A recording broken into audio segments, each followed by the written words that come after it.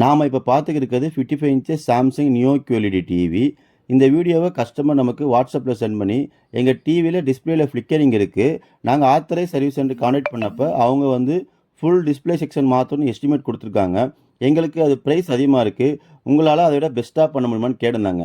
நம்மளும் video check பண்ணி பார்த்துட்டு, சார் இதுக்கு கண்டிப்பாக டிஸ்பிளே ஃபுல்லாக மாற்றணும்னு அவசியம் இல்லை, பேக்லைட் செக்ஷன் மட்டும்தான் பிளிங்க் ஆகுது, இந்த டிவியில் பேக்லைட் மட்டும் சரி பண்ணால் போதுன்னு கஸ்டமருக்கு எஸ்டிமேட் கொடுத்துருந்தோம்.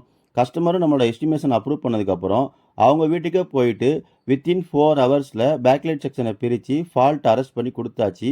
டிவி நல்லா ஒர்க் ஆகுது, எந்த ஒரு கிளாரிட்டி டிஃப்ரென்ஸுமே இல்லை.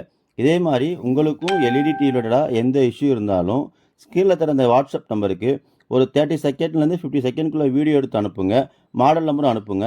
எங்களால் அதை ரிப்பேர் பண்ண முடியுமா முடியாதா, எஸ்டிமேஷன் எவ்வளோ ஆகும், சென்னைக்குள்ளே நீங்கள் இருந்தால் நாங்கள் டோர் ஸ்டெப் சர்வீஸை ப்ரொவைட் பண்ணுறோம் உங்களுக்கு.